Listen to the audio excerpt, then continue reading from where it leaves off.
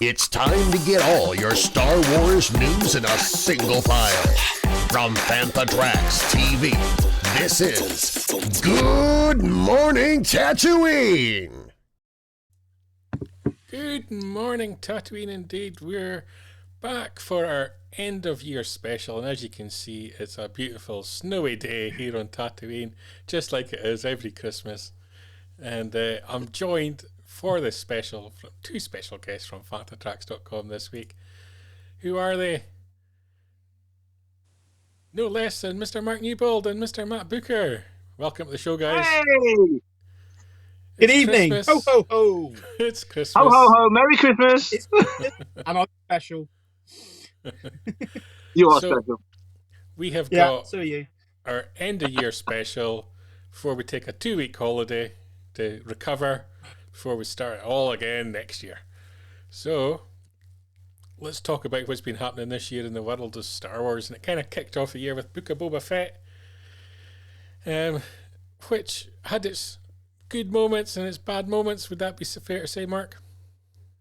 Yeah, it was a mixed bag. Definitely a mixed bag. I mean, there was, like you say, the good moments were, I would say, mostly contained to episodes 5 and 6.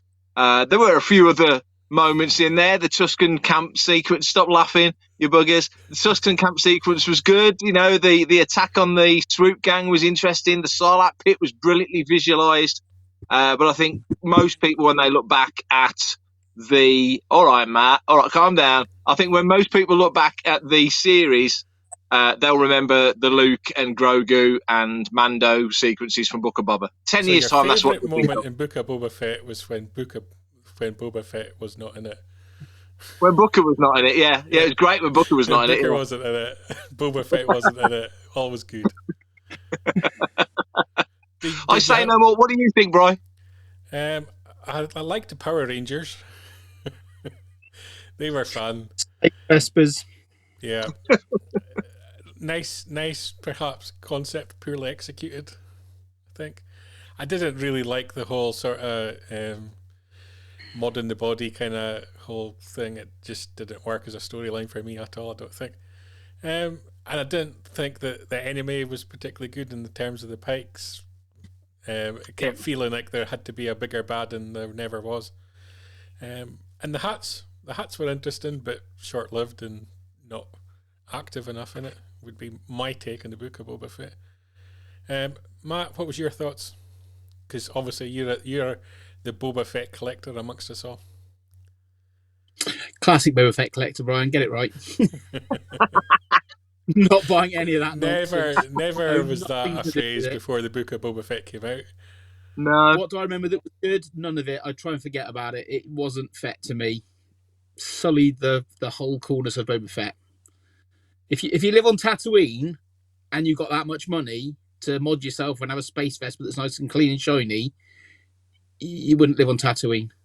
Yeah, best 2 episodes were the episodes that Boba Fett wasn't in. Now, he did appear in one of them for about 5 seconds, said like 2 things, and that's how Boba Fett should be.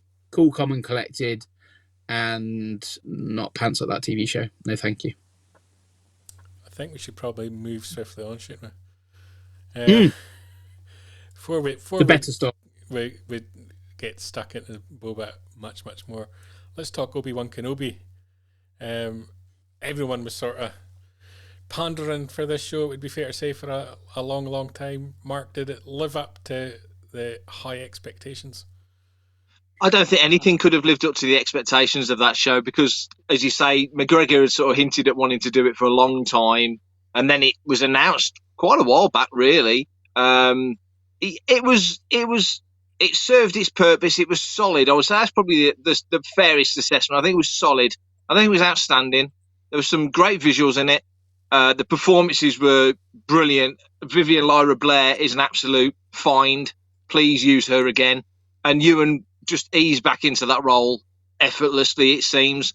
So for that, I would rank it pretty solidly.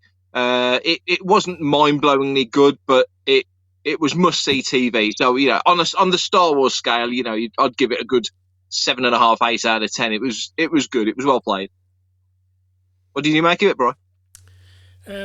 Again, similar to Book of Boba Fett, it didn't deliver kind of what I wanted from it, but I kind of knew that going into the show, on the basis of I knew the only way to tell the story was to take Obi-Wan off of Tatooine, and I didn't think in my mind that he should ever have left Tatooine.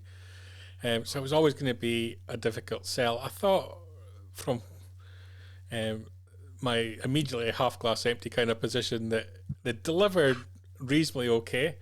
There were some good moments in it. Some planets they went to were interesting. I thought the little sort of bus trip around the galaxy was a bit too much. They should have focused maybe on a few planets instead of trying to go to so many different places. And I thought the special effects at times let it down. It kind of felt like it was maybe quite a rushed production. Or was it the fact that it was being filmed during COVID hampered things a little bit? Yeah. Matt, your take? Loved the premiere, sat with Big Kev and watched it while the rest of the Fantas were at a first party and depressed. That was really good fun. I enjoyed the first 2 episodes. I loved the whole Leia storyline, which nobody seemed to have known about at all. It was completely kept secret. It was a well-kept secret. It was a stretched-out movie. Every episode, she seems to have run off or got caught, and it was a cat and mouse every other episode with Leia getting captured, which just seemed a bit drawn out.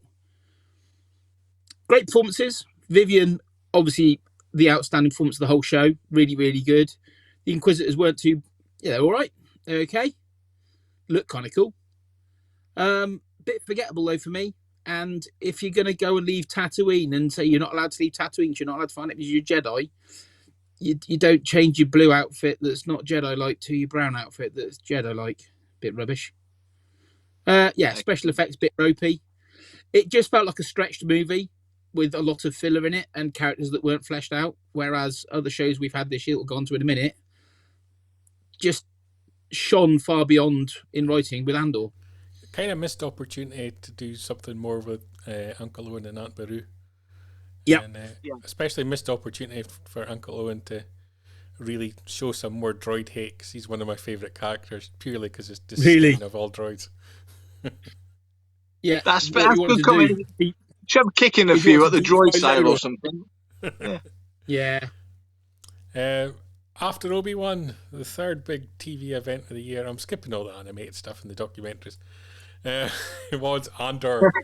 The TV event of the year. Yeah, I think, as you say, Matt, I think that's what a lot of people think.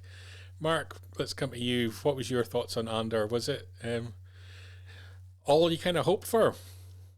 It was the one show out of all of them that had been announced I was looking forward to the most because of when it was set, and the stakes and the build towards Yavin and Scarif and that whole thing that we've talked about loads on Making Tracks. What we got was not what I didn't really know what to expect, but what we got, I couldn't have dreamed of what we got, just from every level, the visuals, the music, performances, direction, the sets, just everything. And the fact we got 12 episodes, and every episode, okay, it started slow. No doubt it started slow. They did the right thing putting 3 episodes out for sure. But once you got past that sort of easing you into the world sort of first trio of episodes, it was fantastic. I miss it on a Wednesday like crazy. So I'm ready to go back and start again and watch them all again. I thought it was an absolute joy. What about you, Brian? I enjoyed it. I thought it showed up the rebels for being the terrorists that they are, the lack of respect for democracy, stealing of people's wages. That's a new low. Yeah. Really shows you how terrible the rebels are and how much we should all respect the Emperor for trying to impose some order to the galaxy, because these people are just out of control. It also featured a droid getting peed on, which was like sensational for me. That was a great way to kick off a series. You had me won over from then on in. We knew you'd like that one, Brian. I was sat with Claire and Mulcaster at the premiere, and I just whispered over to Claire, Brian's going to love that bit. we all just sat there watching it on the IMAX, just chuckling and going, "Yeah, thinking of you, Brian. We knew you should have been there, dude, because you'd have having that on the IMAX screen would have blown your little mind. I think you'd have melted." Real sets, real locations, real people, real actors, real extras. Never seen so many extras apart from that last episode of Andor. Never seen something so exquisite. Real music. You know, you interviewed the composer Mark and talking to him about how they actually had a real band playing that final sombre song of the funeral march and stuff. I've downloaded all the soundtrack. It's brilliant. It looked phenomenal. Not one dodgy special effect I spotted in it. Not one green screen, not one bit of void. You know, it was all perfect. Even the stuff that Mark and I would visit all the set locations in London, the Barbican and places like that. It's seamless. It is seamless. And it's just made with more care, love, thought, heart, passion, and amazing storytelling. You know, we visited Space Miami, haven't we, Brian? We've been there. And that was seamless too.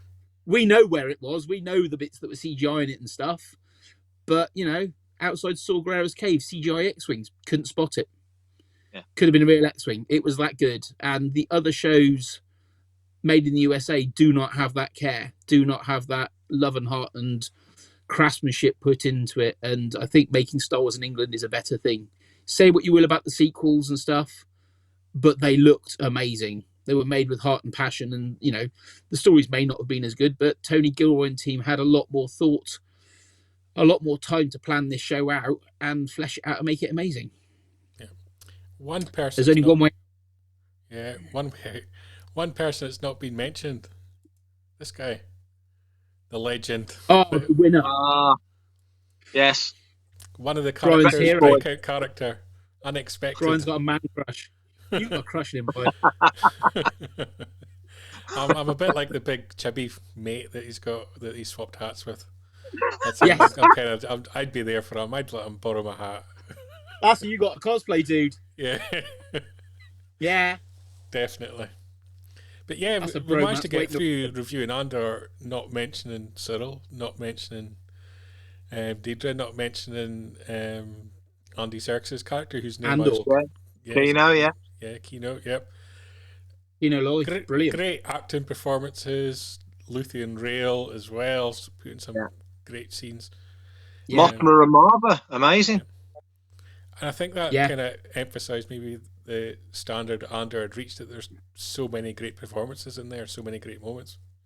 Yeah. You're not used to that in Star Wars. You don't normally, I mean, you get good performances, of course, but you don't get award level performances. And Diego, who was brilliant, but certainly not right at the front of every episode. You know, Andor, I think the title Andor for the show isn't Cassian Andor, it's the Andor family. You know, Marva arguably at this point has had the biggest influence of all the Andors with that speech. So, you know, but I really expected Skarsgård to get a nod.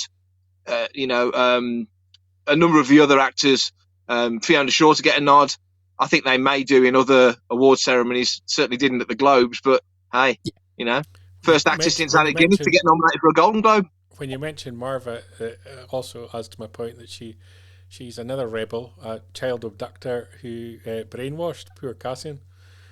Just to put it all in perspective. Reckon we should pick our TV show of the year. I think is Andor going to be the one. Mark. Yeah. Celebrities. Yeah. Celebrity Squares was yours, Matt. Yeah. Oh yeah. Well, aren't we doing that right now? Isn't that what it is? Yeah. You going for Andor as well, Matt? Yes. Yeah, I'll make it a trifecta. We'll call Andor the Good Morning Tatooine's TV show of the year. Next up, we are predominantly a news site, fantatracks.com. Get all your weekly Star Wars news there. So, Mark is editor of the site. You've posted thousands of articles, I imagine, this year. I think you've just gone through 11,000, haven't you, for the past, since we started just over 5 years ago. Yeah. Plus everything else on top of that, beyond the news and podcasts and everything else to add on top of that. So, out of the articles that you've posted this year, have you got a news item of the year? It's probably a controversial one. It's the whole. It's not a specific article, but it's the whole up and down roller coaster ride of Rogue Squadron. Are we going to get it? Are we not going to get it? Is Patty Jenkins going to direct it? Is she not? As we speak, she's kind of put a statement out saying it's back in active development, but it was pulled from the schedules. Yep. So I would put if I'd go to Fantha Tracks and I was a newbie, I would put in hashtag Rogue Squadron and pick up the articles surrounding that, because I'm really interested to see whether it ever will come to fruition.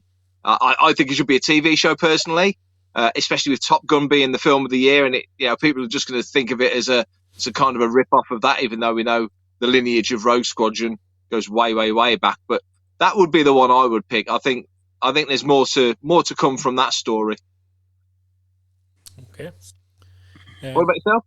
I'm going for an odd one, and it's Taron Egerton on playing Han Solo, and the whole casting kind of element that he had, and it got. And he did an article and he spoke about it.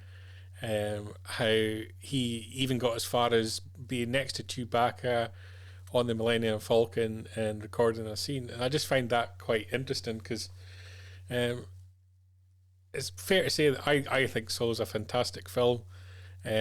I thought the casting was done well and all the characters, but there's just, for whatever reason it didn't do well in the box office, and as much as people love it, it's probably not going to get used again in terms of film. Might do something TV, but I just I was interested in learning more about the background of the film, the making of the film, because obviously that story is never going to get officially told because of all the carry-ons there was. So to get something like that, and to get a little bit of interest from who was a big name actor at the time he was involved in that casting, just how in-depth the casting process went for him and how close he got to it. So that was an interesting article and something from the left field a little bit. Matt, did you have a news item of the year? Probably for me, it would be Jazzwares getting the Star Wars license to bring back what is Micro Galaxy, what is Action Fleet, what is now Micro Galaxy Squadron, these bad boys. This, for me, is, what I enjoyed in the 90s with Star Wars when Galoob were making them. And then Hasbro bought them. And, these are exquisite. I mean, they've sent us a big box of them to review. I'm in the shops. These are shop stock. These aren't the ones Jazzware sent us. But when I get time, I'm going to unbox the ones I got at home and get reviews up for Fantha. But these are fantastic. The price point's right. The quality is amazing. They're really, really nice. And the lag on my server is dreadful. Sorry. But yeah. I saw these at Toy Fair in London. I then interviewed the guys at Celebration and had a good chat with them there and saw what they'd done. They got the full count of the cabinet. We had to play around with that. I think it was with Jake from Forlom to Zuckus and a couple of other guys. And yeah, great price point, great quality toys. Yes. Excellent. So that and collectibles and displayable. 3 very different news items of the year, which is a good example of what you get on FanthaTracks.com. We covered everything. So make sure you're subscribed on social media, podcasts and everything. Let's do something else we covered on for FanthaTracks.com. We attend lots of events all around the world every year.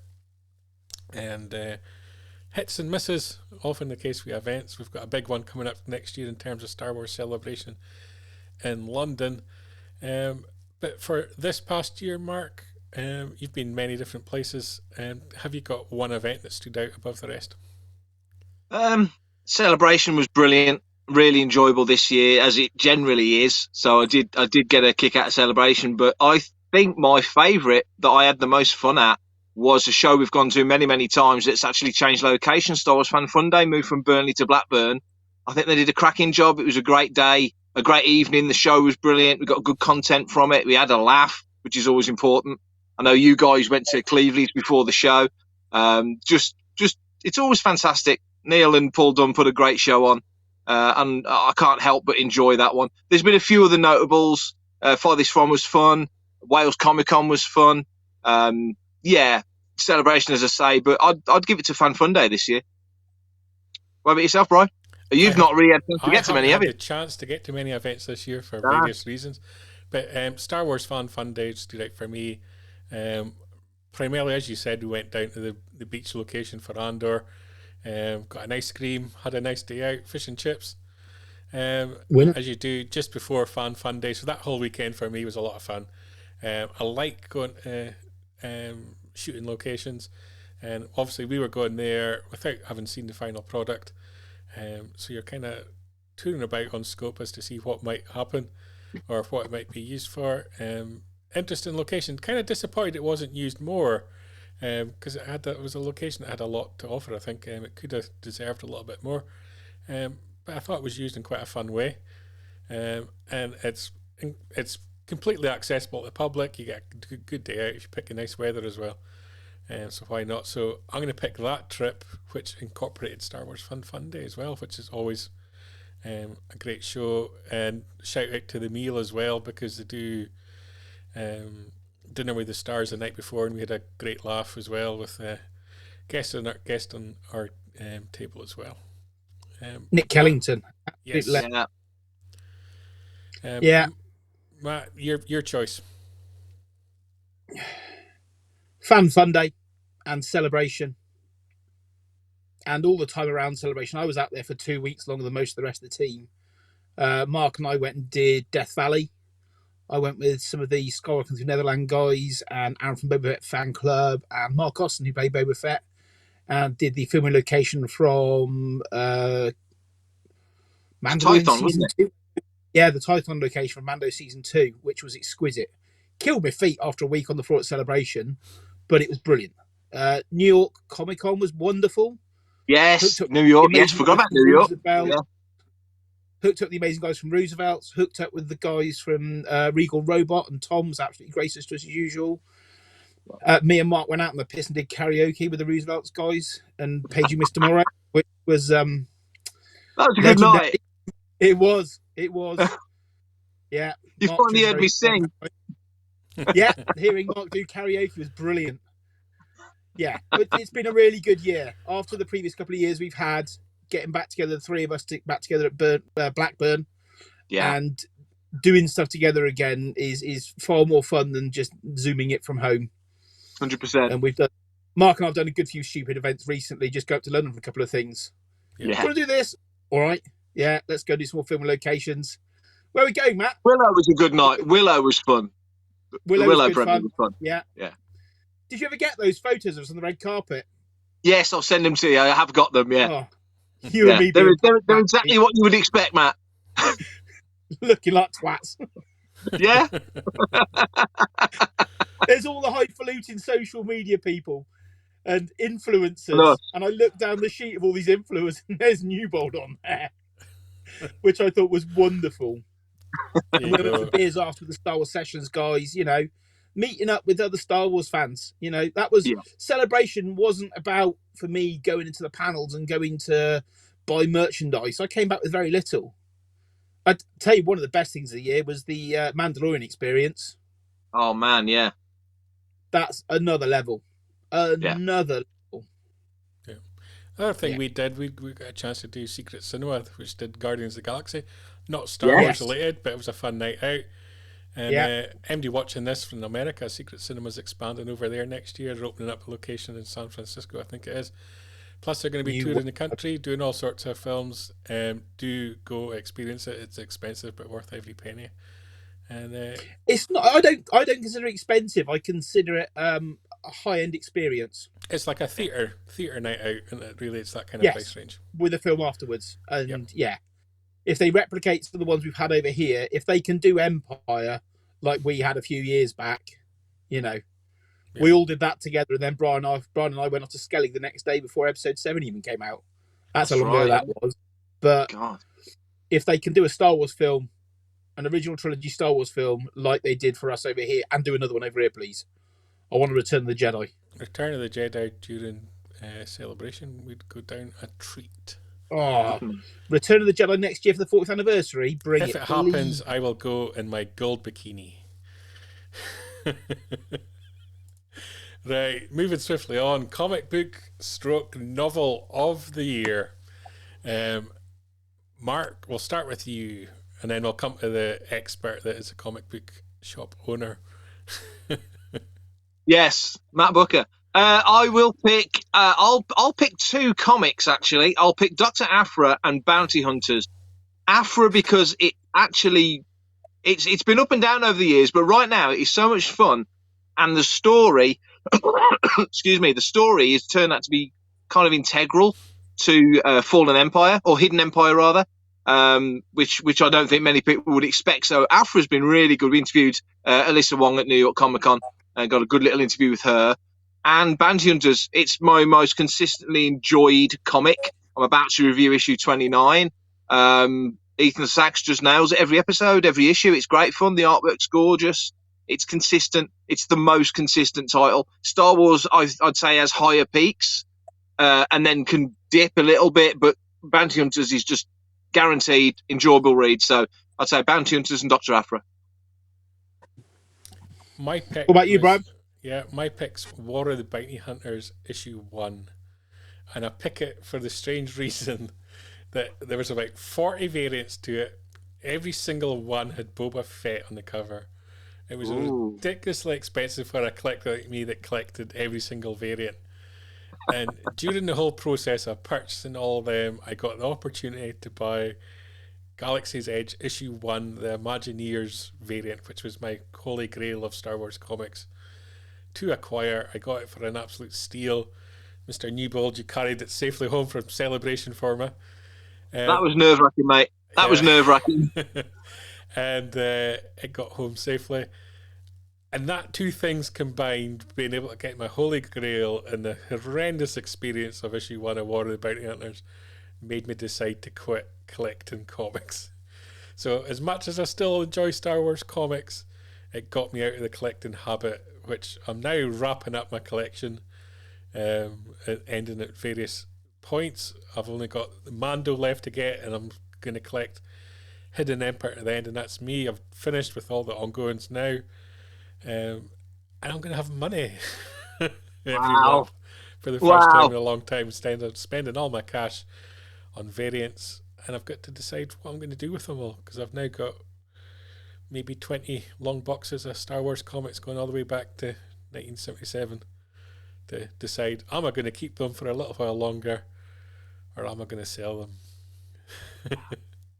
So that I'm picking that too. War of the Bounty Hunters issue 1 and Galaxy's Edge issue 1, Imagineers variant. Even though it didn't come out this year, that was my holy grail. Came home. Mr. Booker, what's your choice?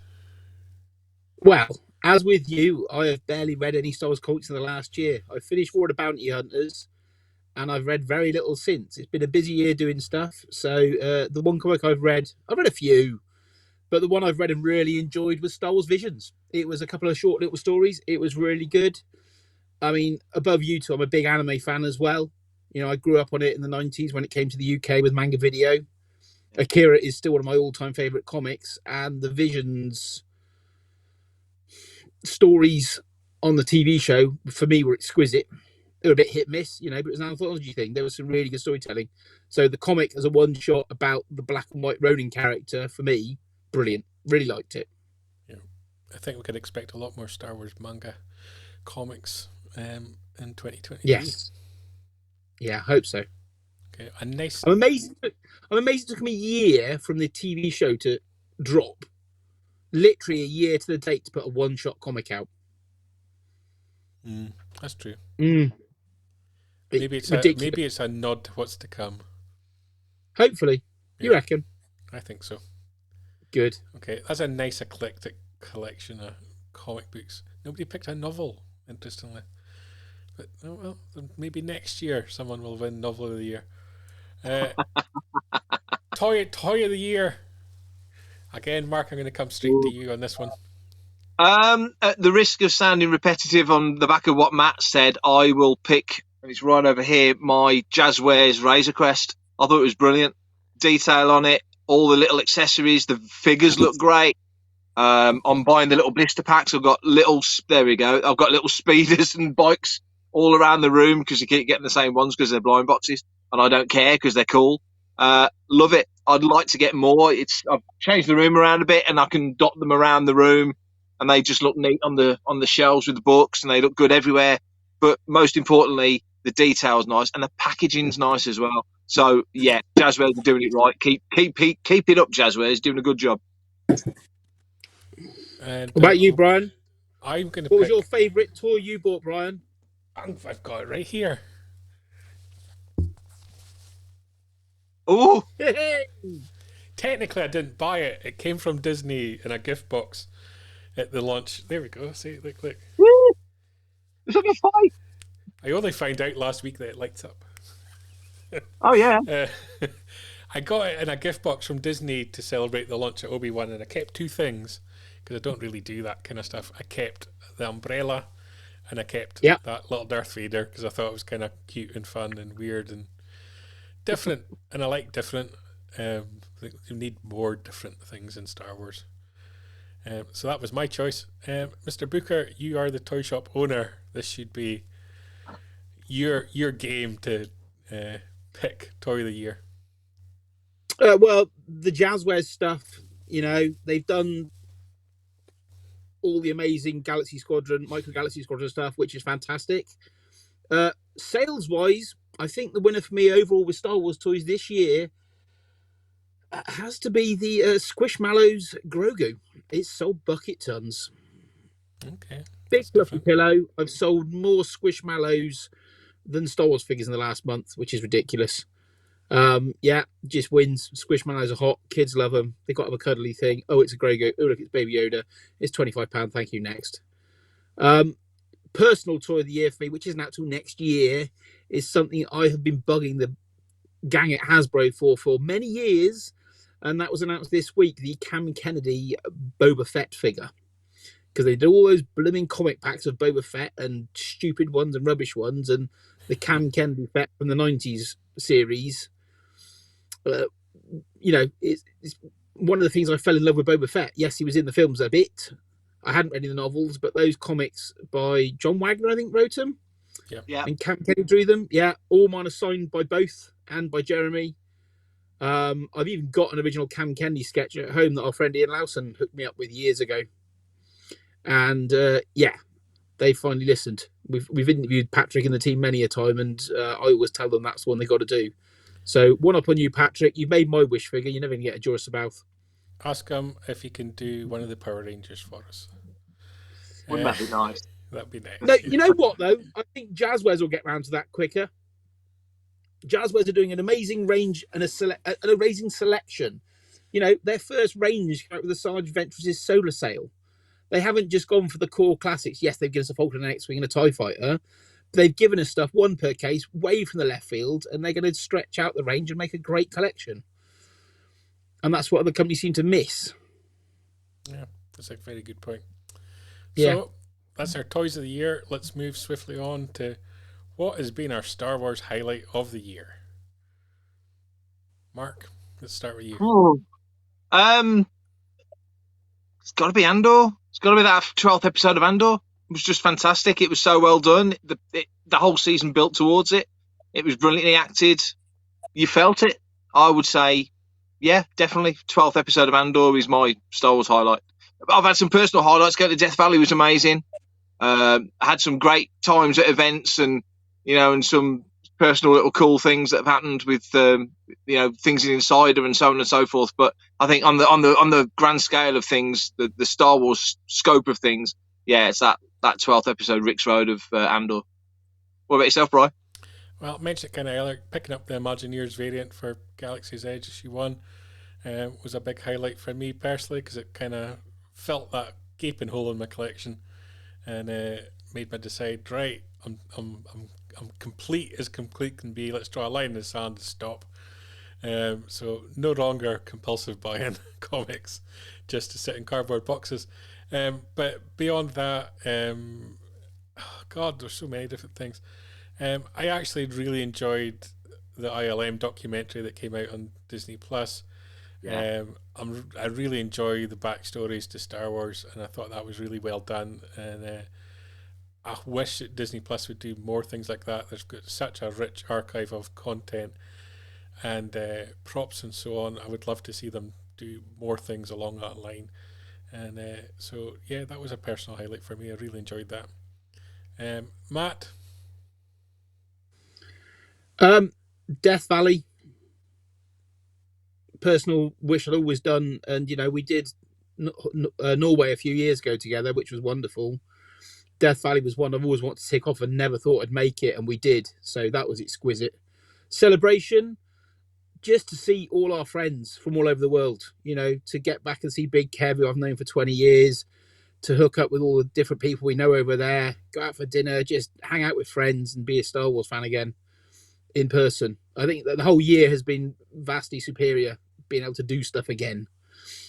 One thing for the year, probably Celebration. Yeah, really enjoyed it. Flat out. Doing a film and location panel with a mate from Australia and a mate from Germany. And loads of people turning up and being like, oh, there's a good turnout here. Oh, it's full. Okay. Yeah, that was, that's my first proper panel I've done at a Celebration. And it felt kind of special and kind of cool. I didn't get to do Celebration, so you get this for that. What's that? Oh! Thanks. That was highlights of the year. So let's look ahead to next year. We're drawing to a close. What do you want to see in 2023? That can be anything from a product to a TV show. I'd say movies, but we're not going to get one. Or just something to happen.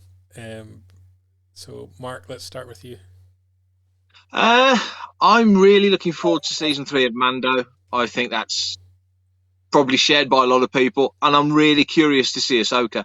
So I would say they're probably the two. They're the two things I'm really curious about. Very much looking forward to Celebration coming back to the UK as well, of course. But yeah, I would say they're the two big things. Okay, that's interesting. I'm going to pick Skeleton Crew, which I think we're going to see in 2023. I'm just interested to see that story. I think it could be quite fresh. I know it's going to be targeted more towards a younger audience, but I'm quite intrigued by the whole idea of learning a little bit about the Night Sisters, which I know has been done in animation to some extent, but I don't watch that. So seeing that in live action, I think that'll be something a little bit left field, and I like that. I think it could be the surprise hit of the year, despite it being a year when Mando and Ahsoka is going to be out. Yeah. Matt? The announcement of Dave Filoni doing Tales of the Jedi 2, please, because that series was chucked out all in one go and washed under a carpet, and it was brilliant. We haven't really mentioned it because I've only just remembered it because there's been a lot of Star Wars this year. So I'd like to see Filoni get a season 2 of that. What would I like to see next year? That being announced. Yeah, Mando. Mando being good again. Mando being more of what it has been and the good production quality of American Star Wars TV.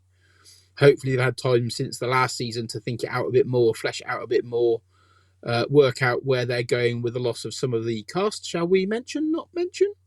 Yeah. Yeah. Mando. Excellent. Celebration is going to be a big highlight for next year as well. Big Long Mountain event. Do we think we'll see big announcements there in terms of the future of Star Wars film, or is it still looking quite fractured and unclear? Film seems a bit all over the shop, doesn't it? Yeah. Yeah. I don't want to see any announcements until they're ready to bloody start filming. Yeah. I mean, Skeleton Crew, we knew nothing about. And when they announced it to us, we're like, oh, wow, that's new. And they were just about to start filming. They were ready to go. I don't want them to preemptively. That D23 day we had a couple of years ago, and they announced all these different TV shows, and half of them haven't come to fruition. I think whoever at Lucasfilm has said it's okay to announce this stuff has been told, no, it's not okay until you're actually ready and we're rolling camera. I don't want stuff announced way in advance. I don't want to be disappointed with projects that don't happen. I don't want conjecture and people going, oh, this is happening, that's not happening. I don't want announcements until you're ready and you're filming and it's all been greenlit properly. At least DC are making Lucasfilm not look the complete buffoons when it comes to making movies. DC's in a complete flux of change. That's the thing. Lucasfilm's stuck where it is, and it is learning from above. DC I have a lot of faith in the team taking over now. A lot of faith. They just need James to go blank Gunn slate and start again, don't they? Because it has been a Yeah. pretty much unmitigated disaster to this stage in Yeah. many I'm- aspects. I have still not watched either version of Justice League. I can't bring myself to do it. It's horrible. It's horrible. Yeah. No, I don't need to see it. I want them to come back with a decent bunch of directors, and I want to take time to plot stuff out, because that's what Star Wars sequels missed, was plotting stuff out properly. And I've got faith in James Gunn. You know, his Guardians trilogy, when it finishes next year, will be amazing. Even his Christmas special was bloody wonderful. I do think they're taking the right approach in terms of, right, we're going to look at everything, we're going to decide what we're doing in every avenue, and we're going to plot it out. We've got a 5-year plan, which I think they're presenting to Warner Brothers Christmas week. So that'll be interesting to see if we hear anything off the back of that. And I think that's the approach Lucasfilm should take. They need to have someone that is in charge, overarching the entire plot surrounding, whether it's games, books, comics, movies, TV, someone that's really structuring that out, making projects link and complement each other in a positive way. And so what I want to see in 2023 is some kind of real commitment from Lucasfilm towards movies. I want to get Star Wars back on the big screen, and I don't want it just to be a one-off film. They have had, by the time Star Wars even remotely looks like it's going to be back on the screen, it's going to be 2024, which means there's going to be a 5-year gap between movies. I don't think that's acceptable to anyone anymore. I don't think it's acceptable to Disney shareholders either. And that 5-year gap needs to create a real plan for a future for Star Wars. And I hope we start to see the early seeds of that next year, and what's going to be the pipeline coming down the line. Yeah, I want to go back to quality over quantity. Yep, 100%. And that, I guess, is what we want to see in 2023. Guys, it's been, how could we describe 2023? It's been an interesting year. There's been lots happening. It's been enjoyable in many, many ways. And I guess it's time to give our end of year thank yous and good luck wishes to everybody. It's the people on the Fantha Tracks team and people that contribute to the website, to the socials, to podcasts, and this show as well on YouTube and so on. And the readers, the listeners, the watchers, it all helps it keep it ticking. Guys, you got some thoughts there, Mark? Who would you like to thank? Oh, blimey. Above everybody else, Ruth, for letting me do this thing so often and so much, and travel and do things. It's definitely wouldn't be able to do any of it if she wasn't so cool. So obviously, as you've just said, everybody on the team and you guys, of course. But I couldn't do any of it if Ruth wasn't so cool about it. So I guess if I had to pick one person, it'd be her. And Matt, lastly, I'll get your name right. It's been 5 years on the site. We'll get there. Year 6, I'll get your name right.